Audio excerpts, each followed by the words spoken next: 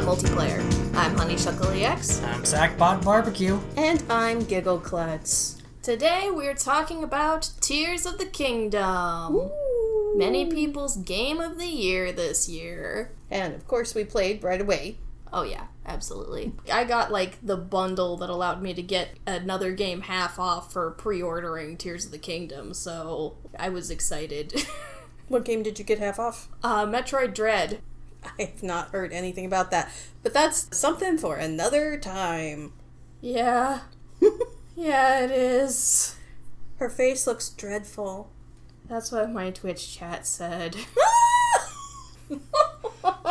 Alright, Tears of the Kingdom is the newest installment of The Legend of Zelda. It is the sequel to Breath of the Wild, and it is the second open world game in the Legend of Zelda series. Correct? Technically, the very first Legend of Zelda is open world, but this is the first real 3D open world series. Yeah. It's the second part of the sort of new wave open world Zelda, so... It's also the first sequel game in the Legend of Zelda franchise since, Phantom Hourglass, I think, so it's been a long time.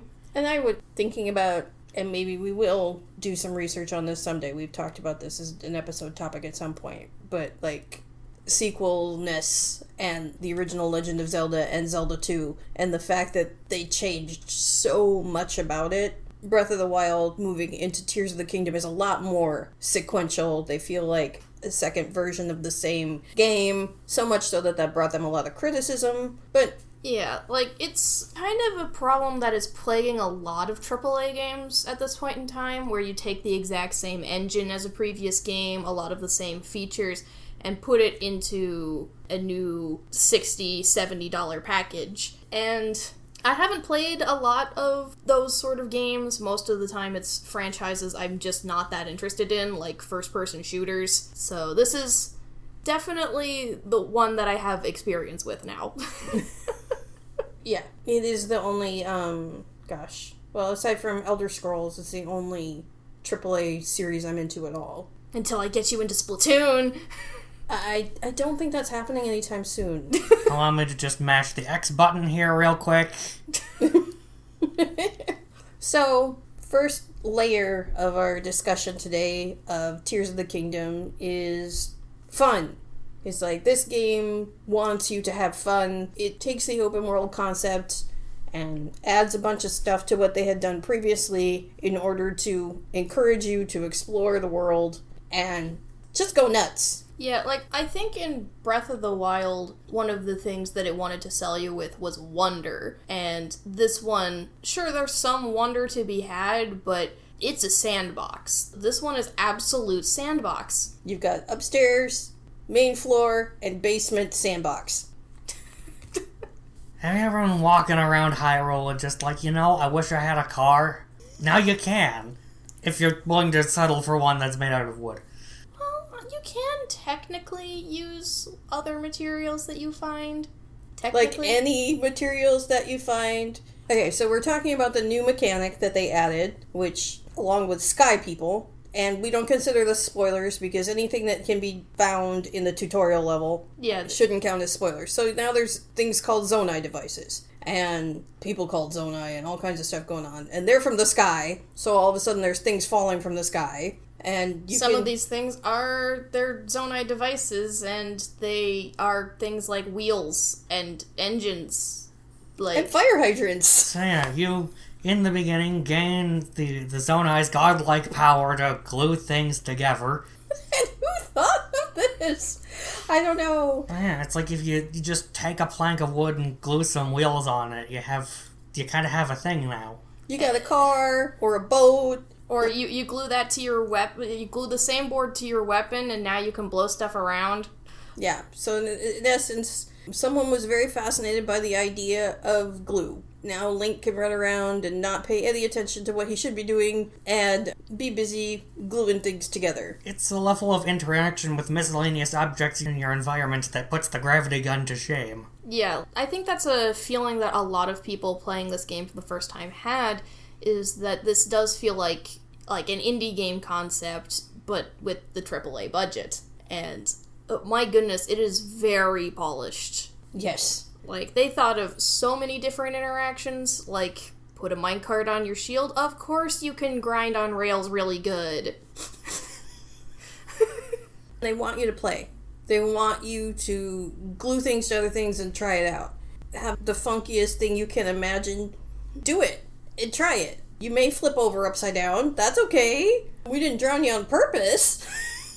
Oh yeah, that reminds me. So, Zonai devices, like, they typically, like, float in water, but there are sometimes you can actually, like, weigh them down enough. So, people actually figured out that if you took cages from monster camps that they used to imprison people, put 2 of them together and attach wheels to them, and ascend inside, you can drive it through the bottom of the ocean. What? Eventually, you'll go so deep in the ocean you'll void out, but you can drive underwater. If you go under the surface of the water, there's no oxygen meter. You don't drown because you're piloting a Zonai device, so... This is a very bold example of the kind of things you can do with them, but, like, to go back to my car example, it's just like, okay, now you have a car, but what if it shot flames? What if it could drive through lava? Because it can. What if it was, like, just immediately going to launch itself into the stratosphere the moment you start driving it? Because you can attach rockets to anything. Attach rockets, you can, like, just kind of also make it a hot air balloon.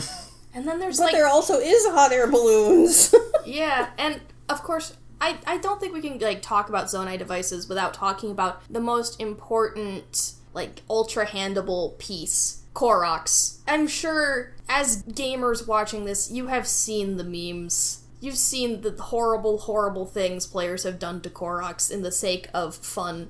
Yeah, you'd sure know a thing or two about that, wouldn't you, Shuckle? I mean, I only drag them behind my horse sometimes. You can drag things behind your horses now, too. They gave us the harness for a reason. This is that reason. Yeah, sure. I mean, I'm positive they knew it would happen, but, I mean, I'm sure transporting Koroks was one of the big things they had in mind when they gave you the ability to have your horses tow things, but they probably weren't expecting, probably going to anticipate it would happen, but was not the main intention is to be just that much of a jerk about it. What? You don't think they expected people to crucify Koroks? I'm glad I haven't delved too deep. Just like, some things are better left under the rocks. I don't need to dig. I don't need to go into the depths. But, yeah, that's another... So then another thing they did, well... Actually, before we go to layers, I want to talk about also the mechanic they did that grew on me. At first I didn't like it, and now I do, is you can use the attach ability, the gluing ability, to customize your weapons. In fact, you have to make any decent weapon, because storyline excuse points, they, all the weapons you can find in Hyrule now are degraded, so they don't work very well, and they don't last super long by themselves, but you can glue monster parts and gems and things to your weapons, and then they change the properties and all that, but it makes it so you can customize any of your weapons, so you don't always have to find the best of the weapon that you like to use. You can just find the cheesiest one in the easiest place, stock up on them, and then just go beat monsters and then get good monster parts, which now all monsters have horns of some sort, and they're the cheesiest, weirdest looking things ever. But like, I think one of the ones that stands out to me the most is the Silver Lizalfos horn, which is literally a scythe. Oh. Yeah. The way they have it attached to the Lizalfos' head just makes it look like it's on backwards, but I don't know that it would actually look any better oriented in the other direction. Because how scythe blades work is that they're, like, on the inside edge, right? So that edge is facing toward the skull of the Lizalfos. So it's like you just jab that real hard, it'll... Ouch. Theoretically, but, they don't have that in the game. Yeah, No. they'd probably have to start, like, thinking about it way too hard. It's like, they'd probably have to trim that horn if it keeps growing, or else it will curve around and impale them in the skull. But anyway, so they added this whole, so the monsters look sillier this time around because of this mechanic. Over time, it grew on me, so that way, I love spears. I love using spears in my combat, so now I can always have a decent spear. I don't have to just go to really hard monsters and really hard places to get a decent spear. I can get a spear base anywhere and just collect monster parts anywhere with bombs or other things. Like, you can still find, like, exceptional spears, but, like, any spear is a decent spear. Yeah, I mean, it's like, because you can, stick stuff onto it's like, your weapon supply is, much more in your hands, and you can, do more customization things. So it's like, if you want a spear that's blunt, you can do that now. Yeah, which means, that means that your spear could double as a mining implement, for example, because blunt objects are better at doing that. Yep. It means that you don't have to dedicate a weapon slot to having an iron sledgehammer like you had to do in Breath of the Wild. No, but then I find myself devoting 2 anyway, because, because when I'm mining, I don't want to run out. And so, I'm finding myself using my weapon slots completely different than I used to. I don't have to have a Korok leaf anymore, because you can just glue anything to a stick that's wide, be it Korok leaves, which still exist, or a slab of rock, or you can just get out a fan. Bring out the Zonai device, the fan. Oh, yeah, which works tons better. Because it'll go the direction you want it to go in, and the drift doesn't affect it after you glue it down, or anything. So, Zonai fans are so much better than Korok leaf on a stick anyway, that you don't even need to bother with that. In fact, you can eat Korok leaves now. Yeah, it's like the only reason you'd really need to, make one of your weapons into a fan like that is, like, if you actually need it for combat purposes, which comes up in a few instances if you just want to throw your enemies directly into a hazard. Yeah, or, like, off an edge, which is great for sky combat. Why fight something when you can just fling it off the edge and let it fall to its demise? So you're not interested in loading it, or you just don't need to do it that bad. You can just, end combat quickly by using gravity as your weapon. Which is a nice little segue, too, talking about how they took Hyrule from Breath of the Wild and didn't keep it exactly as it was. Thematically, they did. All the elements are still there, but they divided it, too. So they have a rearranged Hyrule that's similar, and now there's a sky area and the depths. Yeah, and, the sky is a bunch of sky islands scattered about. It's kind of difficult to traverse between them, which is what Zonai devices are for. And then the depths is like the surface, but inverted. So all vertical height is flip-flopped, so if it goes up, it goes down in the depths, and all rivers are impenetrable walls. It's very strange. Very alien feeling. Well, you have a tall mountain or something on the surface, it's going to turn into, like, a body of water or a pool of lava or something. Yeah, I love how the depths are so detailed that any place where there's a hot spring on the surface, there's lava in the depths. It's like, yeah, that's how hot springs work. They thought of that. They thought of it! They did. They thought of a lot of things in the making of this game. The other thing they added that Shuckle's very fond of... Oh yeah, caves! I love caves. Tell us how you love the caves. Tell us what you love about the caves. My favorite community game day games are Deep Rock Galactic, Minecraft, and Core Keeper. Guess what they all have in common? They're multiplayer. Wow, thanks, yeah. I was thinking way too surface level with caves and mining. Yeah, it's like you get into the caves in Tears of the Kingdom, and then it's just like, this is where all the people hang out. If by people you mean Horriblins and Likes. You mean those are NPCs and not actually, like, player-controlled characters? It's like, I was trying to figure out in the menus, where do I... This bit's stupid. No, I like it. Anyway, what's actually so great about caves? Well, I love how just it gives old areas that otherwise wouldn't be too different a new purpose. And they're also where you find armor in this game. Instead of finding it in shrines, you find it, for the most part, in caves. And then there's also the bubble frogs. Every single cave has one bubble frog to hunt and collect a gem from. So there's like 2 kinds of collectibles that you can only find through caves. And they were smart enough to incorporate an ability so that way you never have to backtrack out through the cave. They gave you the Ascend ability, which allows you to no-clip vertically. It's like, we got, a compatible surface above you that leads up to an open space. There's now an ability where you can just sort of, you got that lined up, you can just shoot through whatever's above you, shoot through the ceiling over your head to reach whatever's on top of it. It's such a good way to get rid of the biggest gripe of caves, which is the backtracking. Right. Like you don't have to come up with, some one-way passage or something you open up from in the cave to get out easily. You just make the shortcut through it just part of your basic tools. I gotta tell you, though, the whole mechanic is the weirdest darn thing ever. You use it, and then Link is swimming through the rock or the stone or whatever, and then just pops up out of the soil. And it works for buildings, it works for netting, it works for stone taluses and Koroks. Yeah, you can ascend through Koroks because they're ultra handable. Okay. You can ascend through physics objects, and technically they're physics objects.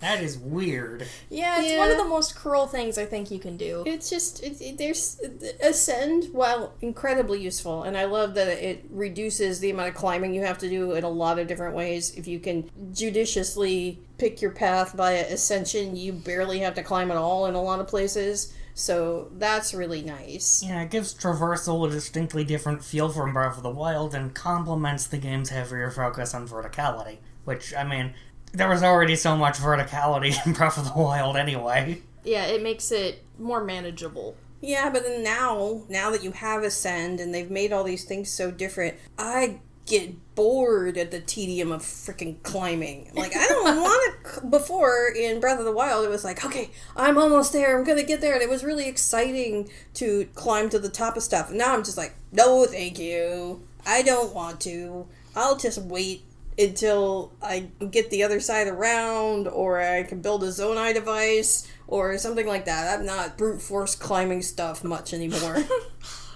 This reminds me of one of the most funny solutions I've ever seen to this climbing conundrum.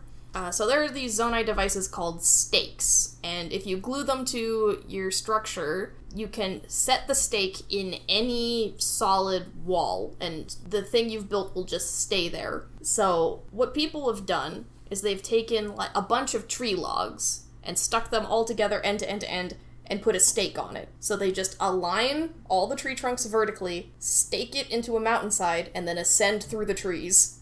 So just take this big column and essentially glue it to the wall and ascend through it. You make your own tree elevator. It's like, technically you could still climb it, but, Why? and you can just swim. Swim through it. It's just the weirdest thing. It's really pretty. The graphic for it is just like these spirally green lines while Link is literally swimming. He's making these swimming motions as he swims through solid rock for no discernible purpose. There's no lore reason that any of this makes sense. It just is mechanically pleasing. So they went with it. Like I said, they leaned into fun in this game. So it's like, okay, cool. I want to get out of here. I'm just going to swim on up through the rock. Pew! Ascend is like one of those things where I look at it and I don't know why anybody thought this was a good idea, but I'm so glad they did. Yeah. It's one of the weirdest things ever. And I'm going to be grumpy when I play another Zelda game and they don't have it, It's like, I was grumpy playing any Skyrim after I had played some of this, because I'm going to have to walk all the way back, or I got to climb up there. Yeah. Between that and, if you play those two games simultaneously, I had a lot of fall deaths because I'd forget I didn't have a paraglider. You can't just jump off of crap. I'm like, oh shoot, I can't do that here. Yeah. Sometimes I get, like, what do I call it? Like, video game whiplash? I don't know. Yeah, the transposition, I guess. It's just, the mechanics of two different games are blending in my brain, and... Yeah, I think one of the weirdest times was when I was playing Hollow Knight and Monster Sanctuary at the same time. So they're both Metroidvanias with completely different movement mechanics. It was jarring. Alright, have we covered everything you wanted to discuss about the depths? Yeah. Depths Sky and and caves. Yeah, and there's whole new sets of, movement mechanics and a lot of different fronts. There's 2 extra sets of environments to explore. And I do love about those environments that they are their own biomes. They have their own kinds of monsters. They have their own kinds of fauna and flora, which is a really big thing for me, is they have their own kinds of mushrooms. There are mushrooms. Well, there's only one mushroom you can only find in the sky. But in the depths, there are several different kinds of mushrooms you can only find down there. And, of course, those are the most powerful ones in the game. They're really cool. I mean, it's like with the sky and the depths. It's like in the depths you have the gloom mechanic. Yeah. Of having a hazardous substance that temporarily lowers your max health. Mm-hmm. It's honestly pretty scary. And then you have, in the sky, everything's in these isolated islands, and you need to traverse open air to get between them. And it's a long way down. Yeah. This is not like mountaintop high. This is like, even the mountaintops are way beneath you when you're in the sky. Mm-hmm. This is like airplane high. Finding a point where, the land reaches, sort of kind of meets a sky island at all was like, I don't know. I only bring it up because I think maybe I've seen it kind of happen once. There was one isolated sky island that was surprisingly close to the ground. Huh. You might have to show me later. That's assuming I can ever find it again. Yeah. It's a big world. There's a lot going on, and then they added layers. Mm-hmm. And like ogres. Yeah, and all we've talked about so far is, mechanics and, the wilderness. We haven't even talked about one of the more complicated things. People! I have one more thing first. Okay. Oh, I just wanted to talk about, how many sets of clothes there are. There's, they leaned into, people loving Lego, people loving caves, and then also people love dress up. They love customizing their characters and all of that, and so that is one of the amazing things about this particular entry into the series is there's so much armor. There's a suit for this, and a suit for that, and a suit for this other thing. And then these are just for fun, and these are mock-ups of suits that Link has had in other games, and... Yeah, it's like it's one of the things where they took advantage of, recycling content from the previous game, where they brought in a lot of the stuff that was previously restricted behind DLCs or amiibos. It's just stuff you can find now, so you'll be able to get those in the next game without having to go through additional purchases, or if you didn't get the DLC for the last one, you can get some of that content as just a base game thing now. Of course there's new armor. Of course there is. And so much of the new stuff it's drip. Looks really good. Yeah, it's like they added a bunch of new stuff while basically not removing any of the old ones. Yeah, so it can take a while to sift through all of your stuff, and so many of them can be upgraded. You spend so much time at the fairy fountains. I would not be surprised at how many people have spreadsheets for their fairy fountain shopping lists. Oh, sure. Would not be surprised at all. Not one tiny bit. What's Are up, you Sackbot? okay? Is there something that was hard to upgrade that you didn't enjoy upgrading? It's just how armor upgrades can get in, the general bulk of the game. It's it's those kind of progression elements that that kind of leans into a point where I actually have genuine complaints about the game.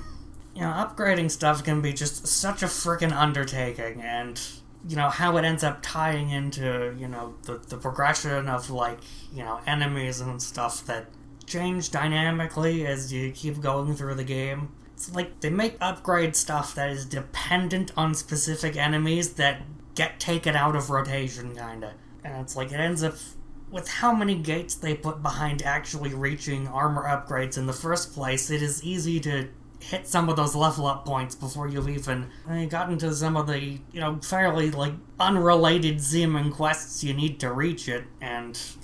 Are you struggling with boss bokoblin horns? Oh, no, those are easy. Okay, which one are you struggling with? Well, I'm not really struggling with anything too big at the moment, but it was... The thing that was always getting me was the Captain Construct horns. Oh... Don't those stay pretty much the same, though, in the initial Sky Island? No, actually. Those are some of the only things that level up there. Oh, wow. Okay. So it just kind of ends up being this whole thing where it's not clear about all these progression things and does not set you up to micromanage them when you kind of need to for it to be at all convenient to work with. Leans into a whole thing of, the combat encounter designs. It's which specific enemies they drop in to a combat encounter are so much more important because specific tiers of enemies will now have unique resources they drop. Right. So yeah, if they start swapping them out, it's with the Captain Constructs, they're Sky Island enemies. They're very rare. It's most of the ones you won't... Stuff in the sky, you won't even see them. And it's they start leveling them all up to tier 4 when you need tier 2 or 3. So you have to go find these incredibly rare encounters on the ground, and most of the time... If you're doing this late game, they will have already leveled all of them out. So it's I have this whole thing of having to go on this big scavenger hunt just to find spots where I could farm them for 2 separate tiers. But it did feel very good finally getting that armor upgraded. I know you really like that armor. You wear it all the time. Well, it's tied for the most defensive and has an additional ability, so it's kind of the best de facto armor on that alone. Unless you're like me and you just want to stack attack. Look, I'm barbarian armor for life. Apparently. I'm only gonna change if I really need to navigate a particular environment. Alright, sure, I'll put on this frog armor so I can climb. I want more pieces of that. I only have 1 piece of that. So. I want to be a frog man so I don't fall off the slippery wall and croak. Ribbit. Ribbit.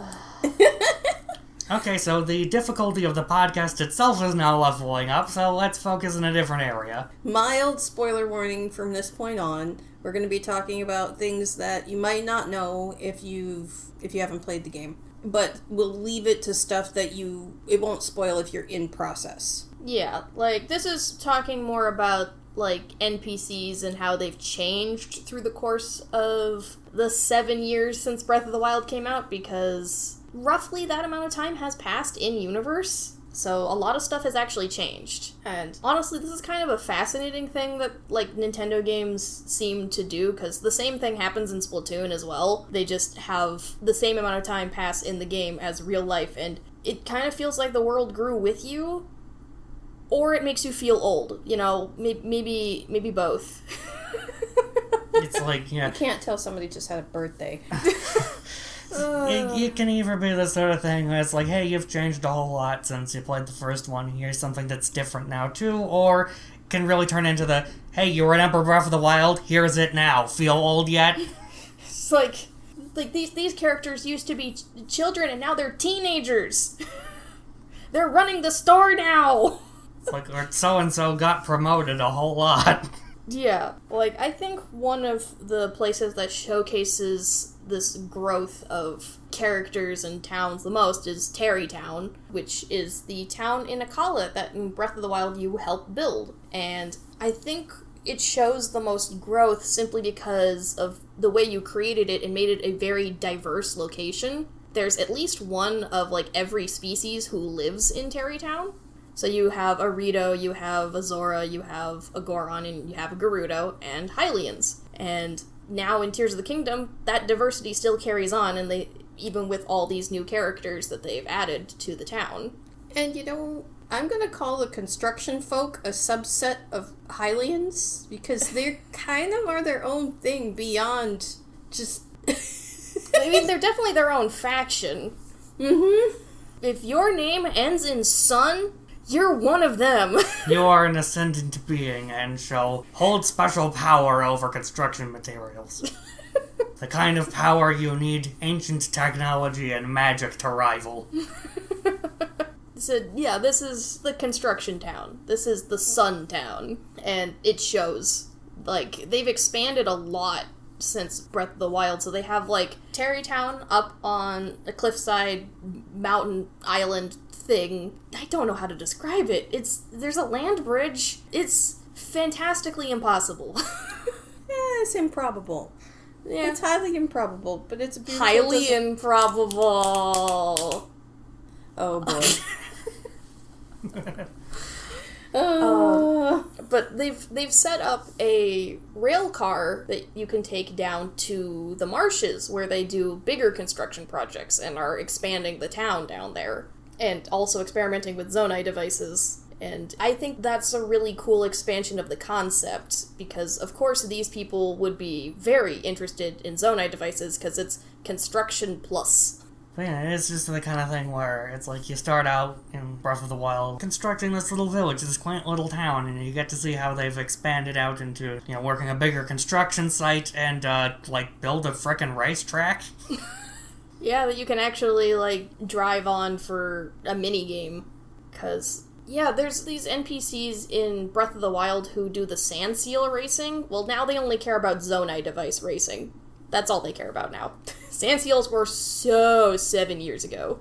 Don't tell anybody, what, is a new revolutionary idea just gonna fall out of the sky? Bam. That's the thing. Sometimes the things falling out of the sky land on animals and things. Oh god, they do, yeah. I'm kind of surprised I don't see those giant chunks of rock that fall out of the sky hit more stuff. Yeah, I mean, it helps that they have, fixed locations for most of them, because they're tied to specific islands, so you can recall up to them. That's why the rocks fall. Really? Yeah, you climb on the rock that just fell, you hit recall, and it will fly back up into the sky. Sometimes it's not going to make it all the way, but, there are some islands that you can reach easily that way, especially early game. The more you know. It took me a minute to figure it out, too. There's always going to be stuff I don't get, because it's like, I'm in my own little world, and I'm doing my own little thing, and I'm generally ignoring the plot, so, whatever. I'm I am just here to make the numbers go up. I'm collecting all the stuff. Shut up. That reminds me, we checked to see if there are cookies in this game. There are not. We are safe. No, yeah, we're safe. For now. For now. Anyway, where were we going? I don't remember. So, are there any specific interesting characters you want to mention in specific? Well, if we're gonna stick with Terrytown, then of course we check back in with Hudson, and he has a child now, and being part Gerudo, she has to follow Gerudo traditions, and she has to go live in Gerudo Town for her teenage years. And Hudson is kind of struggling with this concept of, his daughter moving away. And so you help them spend, the perfect day together before she heads out. And it's so cute. It is very cute.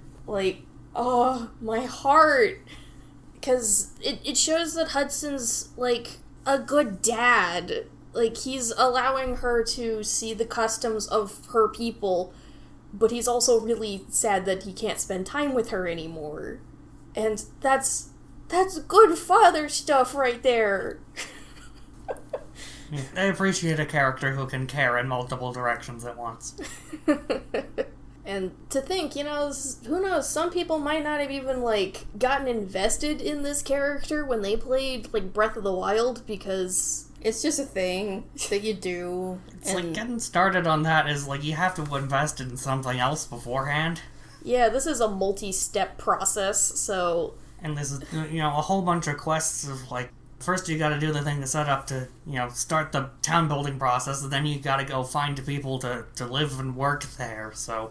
Yeah, it's an ordeal, and it feels nice to have that effort acknowledged by having Terrytown be such a thriving location in Tears of the Kingdom. Yeah. And then the other subplot that I wanted to touch on is Yiga Clan, because the Yiga Clan are back, but this time you can interact with them more than you could in Breath of the Wild, because in Breath of the Wild they kind of just ambushed you sometimes, and it was annoying. It costs $400,000 to buy this one banana. No, thank you. Okay? You die now. No, I won't. No, thank you. Wow. Whose bananas now? Yeah, so it's more complicated than that now, because you can dress up like Yiga Clan. That's one of the outfits you unlock. And that just fools the Iga clan into thinking you're one of them. And so that means you can learn their techniques, take their vehicles, just in general socialize with them. Which is so weird in a way that I love. And when you're wearing the outfit, some NPCs will even comment that, like, you scared me! Link, how could you? That outfit's very offensive. That's the outfit they choose to say is offensive. I'm just, okay. I mean, yeah. Yeah, no, I mean, it just... It's the garb of the evil assassins who want to destroy Hyrule. Yeah, so, like, if you're in Kakariko Village wearing that, just about everybody will refuse to, like, deal with you. Just like, nope, not touching that. Nope. Way to go, Mr. Hero. You're just showing up wearing, like, the garb of our sworn enemies. I am grateful for all you do for us, but you jerk. Can you not? Yeah. I love the amount of detail they put into people not having conversations with you while you're wearing it. Because it can be immersion breaking otherwise for, like, you doing weird things. And having some of those weird things acknowledged makes the world feel more alive. Oh, absolutely. I'm not going to argue at all. Like, I've heard your rants about Skyrim. Oh, yeah. One of those, like, nothing you do really matters sort of scenarios. Gosh, no. The story still unfolds exactly the same, whether you do all of the weird side quests or not, which makes me so much less interested and so much less invested, so.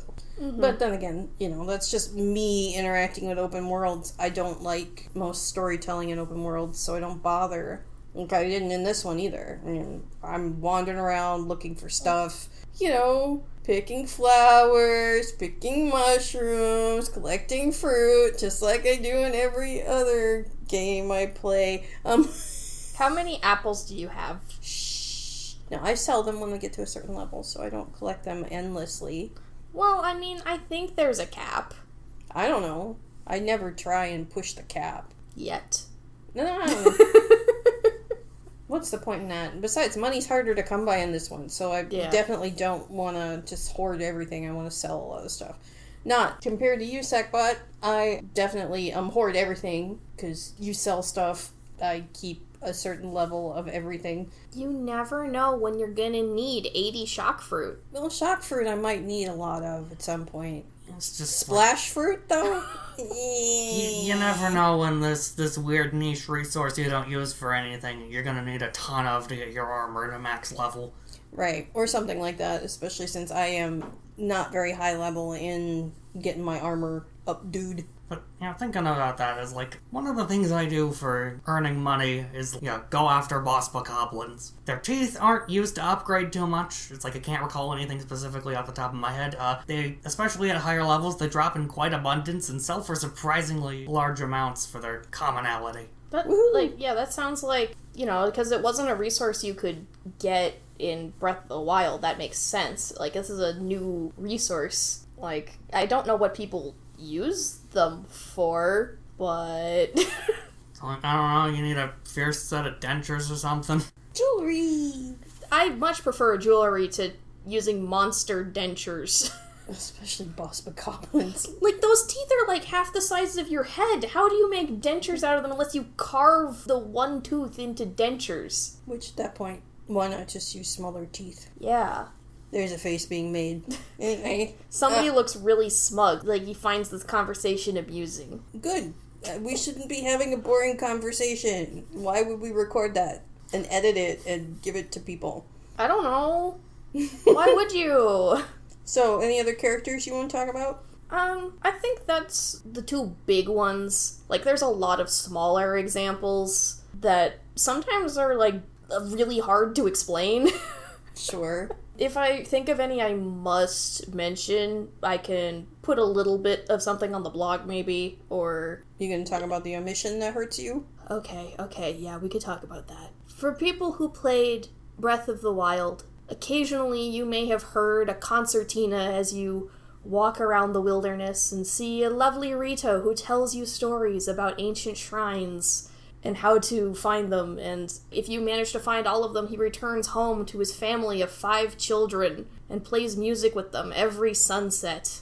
And it's a lovely story as this man moves on after losing his mentor in, like, I don't know if we actually know how he died, but this journey was very important to Cass, and he was one of my favorite characters in Breath of the Wild.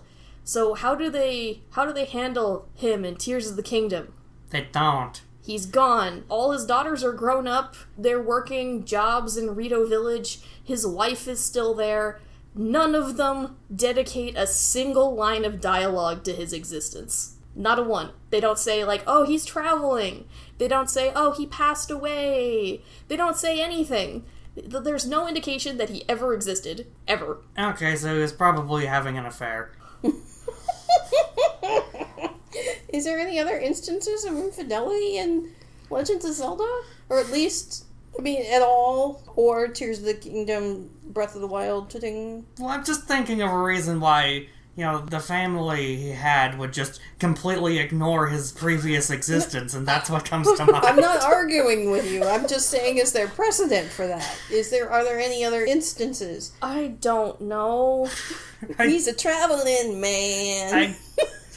I don't assume that that's actually what that's implying at all. No, that's actually a pretty easy implication for that. Usually when either they committed some atrocity, which some people do consider cheating an atrocity. I don't, but that's just me. Like many things, I think it's a sliding scale. Yeah, absolutely. But anyway. And, it feels so weird. Yeah. In a world where, everything is so polished, and they thought of so many details, this is one they didn't put anything in about, and it makes me furious. He was very much a, kind of iconic character in the previous game by just, having a unique design and playing a musical instrument. And then there's the fact that, his tune is so iconic. After you met him a couple times, you kind of get excited when you hear it, because you're like, oh, there's a shrine near here. Yeah. And the pelican, I didn't remember his name. Pen. Yeah, the pelican reporter is no substitute. And I think that's kind of what they were doing was Breath of the Wild has Cass, and Tears of the Kingdom has Pen. Pen's fine. Yeah. I forgettable, in my opinion. It's like, woohoo. I mean, his catchphrase is pretty funny. So long! Yeah, that's true. He gives off, lots of himbo energy. Also true. It's like whenever I'd be on one of those quests and having dialogue with him, it's like I always imagined him with the voice of the leader penguin from Madagascar. Does anybody else do that? I don't know the voice enough, and I'm kind of scared that you do. It's alright. It's alright. I'm I don't remember Madagascar that well. That was one of those that's this is just kids' entertainment. It's not trying to tell me as an adult much. So I just kind of let you guys at it and, would clean and things while you watch that kind of a movie. Mm-hmm. Yeah, I just know about that because, it was, the Penguins were a big part of the ongoing franchise and, have been in some memes. Oh, yeah. Oh, yeah. I can attest that, I do enjoy the memes when they show up. I just don't actively look for them, and nor do they have audio. Right. All right. Is that it for characters?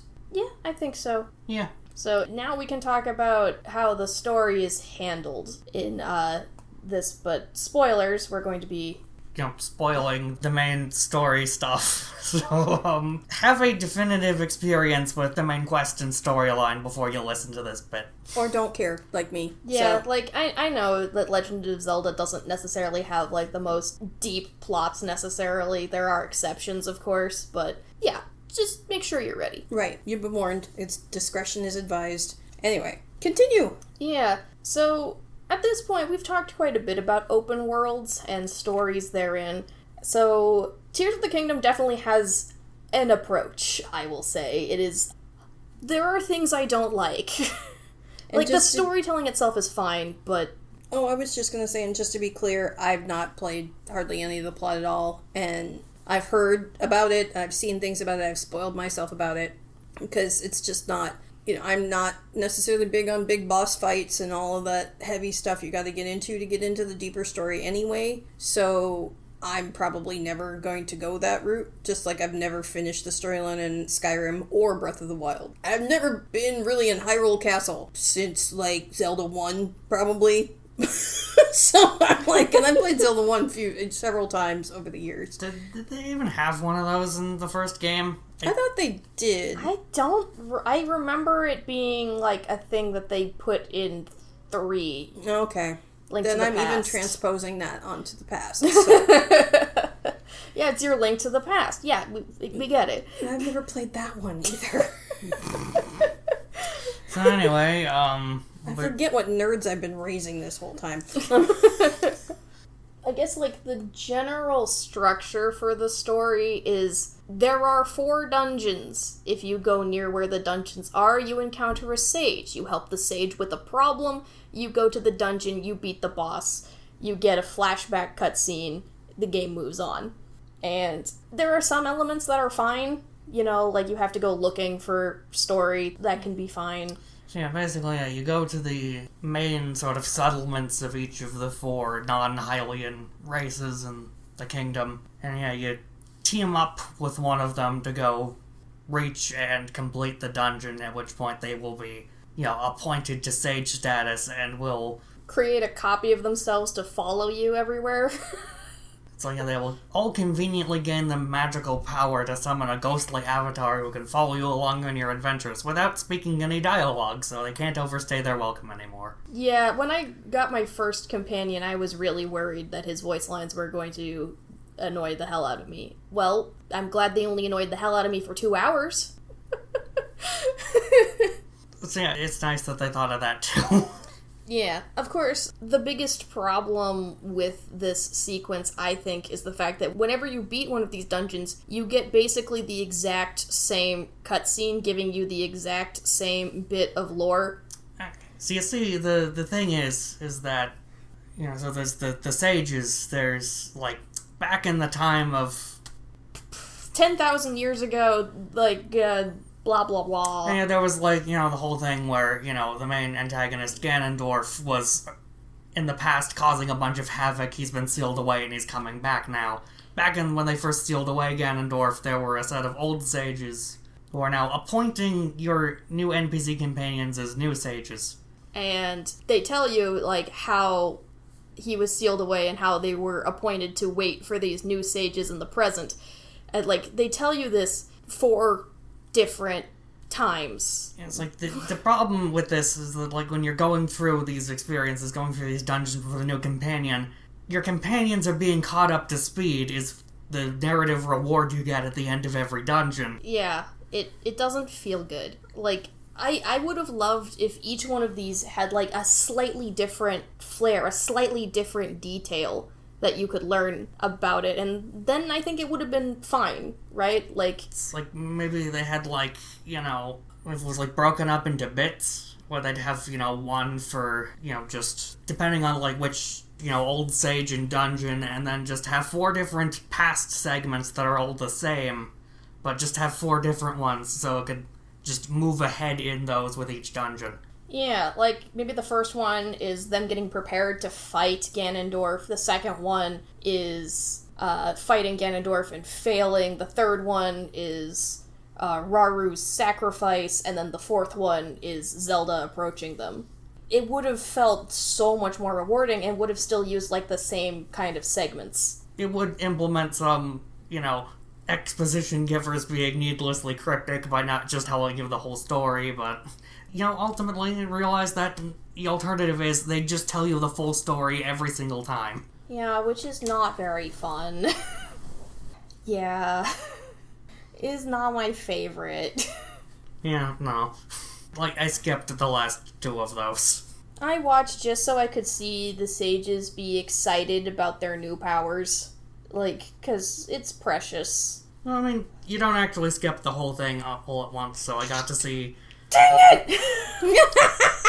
Yeah, I got to see how, like, usually you signal the new vow, the new sage is appointed with a handshake, but then with Yunobo, the Goron, it's a fist bump. Yeah, that's a nice detail. It's like, it's not great with the hand sizes, and also it's just... It's on brand for a species who always says bro. Yeah. Too true. Gorons only have, like, one gender, but they're kind of dudes, if you know what I mean. Yeah. They eat rocks and do a lot of construction, so, it's okay. They're kind of butch. Yeah. That does remind me of something that kind of makes me sad, is that there actually used to be a Goron in Gerudo Town in Breath of the Wild, with the statement that because they don't have men and women, technically, then Gorons should be allowed in the city. But I don't think there are any Gorons in Gerudo Town in Tears of the Kingdom, at least as far as I could see, which is sad. Yeah. It was an interesting way to acknowledge, like, the complexities of gender and not really falling into a binary, because, like, the Gorons see themselves as male because that's the closest they see around themselves, I think. But, like, they aren't really. It's that sort of non-binary male thing. Yeah. Bummer. Yeah. So honestly, that's just a neat bit of world building, if anything else. Yeah, I love that detail. But getting back to, like, the gripes of the story there is, like, since that's the only, like, delivery of the story, really, that develops aside from, like, seeing the memories across the world, like, it makes the dungeons not really feel like part of the story, if that makes sense. Yeah, they establish, all the same, like, major plot beats for the 4 main dungeons. That it's like, yeah, there's some suspicious Zelda-looking, but maybe not actually Zelda entity going around causing stuff. Yeah. And then you get the whole thing about how they tried to stab Ganondorf, didn't go so great, and then Zelda told them, was like, hey, you're gonna need to team up with Link in the future. Yeah, like, I appreciate that the story is more complicated than Breath of the Wild, which was very localized, I guess. Like, aside from the monsters running around in Breath of the Wild, it doesn't really feel like there's urgent threats or really narrative anywhere, but it feels more present in Tears of the Kingdom because you can investigate where Zelda is or what Zelda has done in lots of different places. So it does kind of feel like there are little grains of story even doing these side quests. Of course, though, it's like the thing with the, some of the big plot elements, like the fake Zelda thing. So, the dungeons kind of have an intended order, and at least in the English version I've played, they flat out state that the Zelda figure you've been seeing during that is fake. What's still supposed to be relatively near the beginning of the game, they just flat out say, oh hey, there's a fake Zelda. And then later on, like right before they set you up for like the last dungeon and then, going to confront Ganondorf and whatnot, they just play up the whole thing of, oh hey look, it's Zelda over there, go rescue Zelda, despite the fact it's obviously the obviously fake one that they have been teasing you with the whole game already. It's just, the bit where they actually try and guide you to go into Hyrule Castle again, it's like, it is so obvious that you are being led on. Yeah. The fact that they have all that adaptive music stuff going on at the same time. Yeah, I can see part of that being like a mistranslation thing, perhaps. Yeah, having story pacing bits like that getting lost in localization seems like a thing that can happen. There have been more egregious examples of that in Nintendo's history in the past. Yeah. So, as somebody who hasn't played through most of the story, is there anything about the story that interests you, Giggleklutz? I don't know. It's Zelda's story, and if I get too attached, they might retcon the whole thing next episode, so I'm like, not a whole lot of reasons to invest. I just, it's like encouraging me to go do the stuff I like the least, which I like the fighting the least of the whole thing. It's just not my jam. I'll do it, and, I'm not great at it because I don't like it. I'm not encouraging myself to get much better. I am only as good at it as I need to be to get through whatever it is I'm trying to do. So these battle to narrative, it's hard to motivate me that way. That's why I don't get into AAA games too, it's because the fighting part is my least favorite part about the whole thing. So I don't really care that hard, and you guys haven't been oohing and awing over the story, and then I would just watch videos about it or listen to you guys act it out for me, because that's a thing that happens. Oh yeah, and we literally did act it out for you during one of our production meetings. Kind of, yeah. So it's all fine. Like, it's just a story that exists and then, like, goes back to status quo. It's a standard AAA storyline. It's like, it gives you some, characters I enjoy interacting with. Yeah. It's not that it's a bad story. It's just has its good moments, but is largely serviceable. Yeah. Yep. Which means that there's positives and negatives. I'm not playing open world games mostly for story. Okay, we know which one I play for the story, but the rest of them, no. I play them to have other kinds of fun.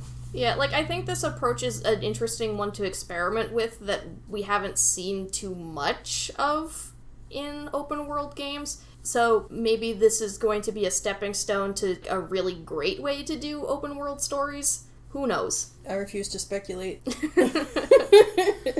So anyway, yeah, between all that, there's plot threads about, like, what's happened in the past and, like, the fact that, the actual Zelda ended up back there, and stuff that they drop lots of, hints and stuff towards that you can find in different ways that just makes a whole lot of the plot really awkward when you learn it somewhere else. Because, like, yeah, in the beginning of the game, they start setting up the overarching plot in a mural, but some of it's covered by some obviously breakable rocks, but you can, go back and obviously break, like whenever you decide to go confront the final boss. So I learned a lot of the time travel shenanigans from that. Because, yeah, it's like you see things like Zelda being sent the ruined Master Sword and, becoming a dragon in an attempt to heal it. So it's like, yeah, then well, it's neat that different approaches to the game can clue you in on story beats like that. It makes the animated cutscenes they use to tell you that slowly real weird. Yeah. Okay, I suppose it was kind of neat, though, to see the heavy implications of that mural start to play out in other places, so I could really start to see that, yeah, I was right about that thing it was telling me. Yeah. So any final thoughts about Tears of the Kingdom? I think for now I'm good. It walks this neat line where it is both nothing I've ever seen before while being something I've seen before. Yeah, it's very obviously a sequel, so I hope so. A very direct sequel that does some unprecedented things. And that's good. Agreed. I'm nodding, you can't see me. Now I can't see you either. Oh, stop. So yeah, guess, that's our collective thoughts on Tears of the Kingdom. Well, at least some of them. This episode did not go the direction I was expecting in a lot of spots, but hey, we've already made this joke, but that's just kind of how open worlds go. Yeah. Yeah. So, our next episode is going to be about a classic. Real classic. It is, though. We're gonna ask you about Grim Fandango. I'm doing my homework as of recording this. Because Sackbot and I have played relatively recently, and I haven't played since I was probably less than 10 years old. So it's been a while. So we will have a fresh perspective on how well it holds up.